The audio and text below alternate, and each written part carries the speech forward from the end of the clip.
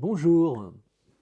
Avec la réflexion actuelle sur comment reprendre le cours habituel de la vie, il le faudra bien, tout en restant quand même prudent pour éviter une deuxième vague, comme on dit, un reportage à la télévision présentait récemment un magasin qui avait imposé un sens de déplacement dans ses rayons, un peu à la façon de certains magasins de meubles suédois, suivez mon regard.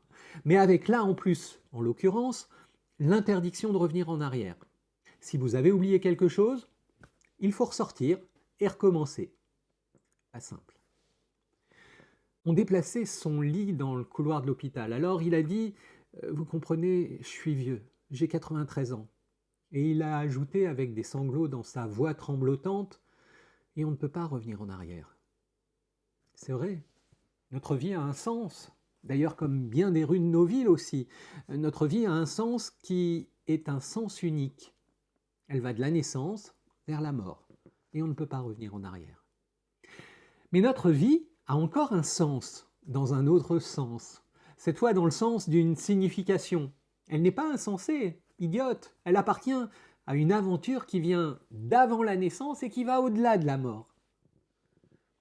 Quand nous voudrions bien revenir en arrière, c'est, je crois, que nous croyons dans une impasse barrée par la mort. Or, un sens unique, c'est tout autre. Tout le contraire même d'une impasse. C'est ouvert, ça mène vers un avenir, ça a un sens précisément. Et depuis un certain matin de Pâques, on sait qu'il faut observer la signalisation et qu'on a tort de regretter de ne pas pouvoir revenir en arrière. Parce que le véritable avenir est tout droit devant nous.